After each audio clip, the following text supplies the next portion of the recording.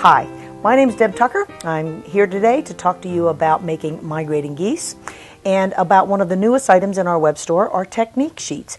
We have a technique sheet that will give you the step-by-step directions for making said migrating geese, all the way from 1.5-inch wide strips to 15-inch wide strips. The migrating geese is what you see on the quilt behind me. It's what I used around the border. It's one of my favorite techniques. What I'd like to do to talk to you today is to walk you through the process. What you see in the border are all triangles, but what you start out with are all squares.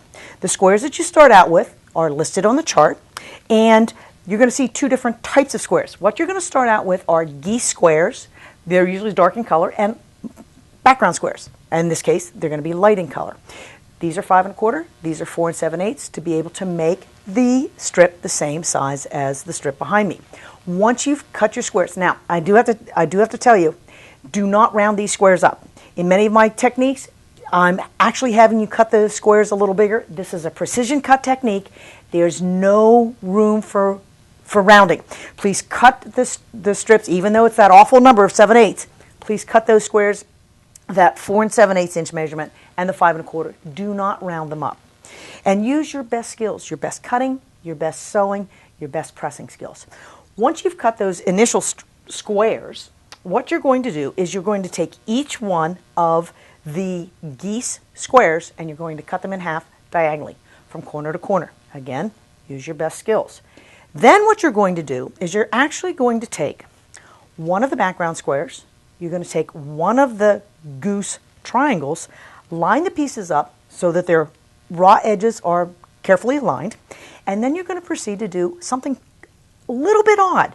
You're going to stitch on both edges of that combination of square and triangle. You can see here it almost makes a little pocket, but you want to do a good 1/4 inch seam on both sides. You have a choice. You can either stitch each one individually, or if you'd like, you can do chain piecing. When I do this, I would chain all the pieces. I like to stitch from the square end down, and I would stitch the right side up in one direction and then flip the piece over so that when I was stitching in the second direction, I would still be stitching from the square end of the triangle to the pointed end of the triangle, but doing it in a chain fashion. It's up to you, however you want to proceed, but you do want to put that stitching on both edges of that square and triangle, background square and triangle. When you are done with the stitching, the next thing that you're going to do is you're going to take each one of those units. This is what it looked like when it was stitched, but you're going to take each one of those units and cut it in half on the diagonal. When you do this step and you cut them in half, be careful. Put them in piles because it's very easy to get them mixed up, and they're kind of unusual looking pieces. But once you've put them in piles, go to the iron and press them, and I press them toward the geese. But what you'll see is now you have right-hand units and you have left-hand units. You're going to use those right-hand units and left-hand units to create your strip. Once I have a number of them, the first thing you do in order to be able to start your strip is to unsew. And you're thinking, wait a minute, I just sewed everything. But what you want to do is choose either one of the left-hand units or one of the right-hand units, and you're actually going to remove the stitching to create two individual triangles. One will be a lone goose and one will be the lone background. We're going to put the lone background off to the side for right now. And then what I want to show you is how this border strip is being constructed. The first thing I'll do is take that lone goose triangle, put it on the left, then I'll be picking up a right-hand unit. Then I'll be picking up a unit from the left-hand unit. Then I'll be picking up, I don't want that one because it matches, right-hand unit. Then I'll be adding a left-hand unit. Then I'll be adding another right-hand unit. And you can see how this project is going to be built from south to north, if the geese were flying north, and in braid fashion. Right hand, left hand, right hand, left hand. There are a couple things that you can do that are going to be very beneficial for you to be able to, number one, keep all those points on all those triangles, and also keep your strip very nice and straight.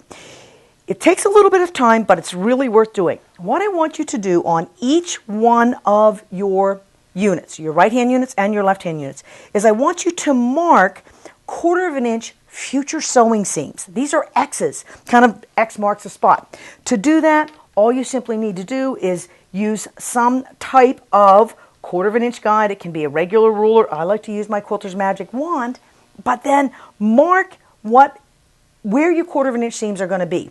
By marking them here, here, here, of course you don't have to mark them here because you already have the seam line there, but mark those X's at those future sewing points. It's going to, again, help you keep your strip nice and straight when you begin to sew. The first thing you'll do is you take that lone triangle. This is the first right-hand unit that we're going to stitch to it, and we're going to flip that over, and what you're going to do is you're going to align the square edges. Now this piece had a dog ear on it. I trimmed that off so that it lines up nice and straight, and I'm going to actually add stitching. I flipped this over, and I've actually added the stitching going down in this direction. Once I've added that stitching, that seam wants to be pressed this way. Go ahead and let that seam be pressed to the south.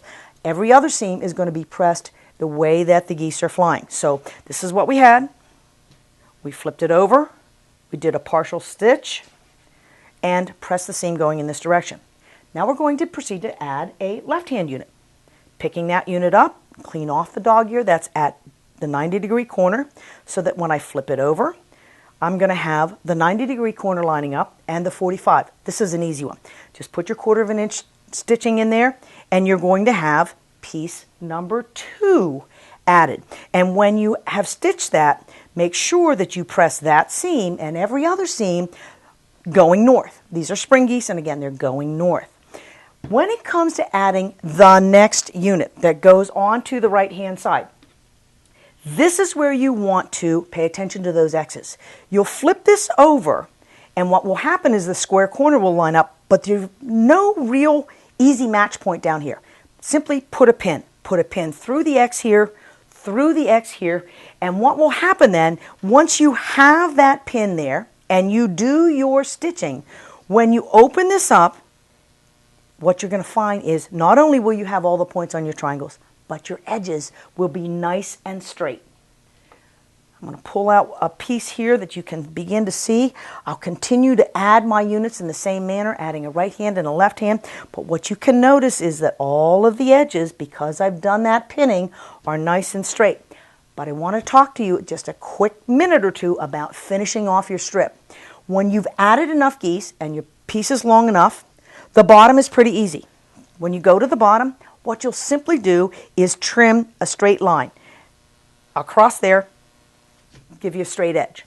When it comes to the top of your project, what you're going to do is go back to that lone background triangle.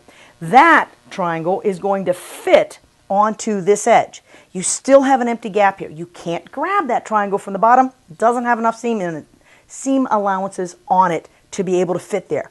So you'll go back to the chart, to our technique sheet. You're going to see the individual size square that you need to cut so that when you cut it in half, it's going to give you a half square triangle that you can fit right onto the end of this, and then you will have a nice straight finish.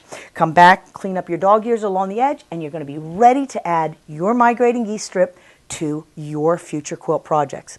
I hope you've enjoyed this little segment on how to make Migrating Geese. I hope you'll look for our technique sheet at our web store, and I hope to see some Migrating Geese on your future projects.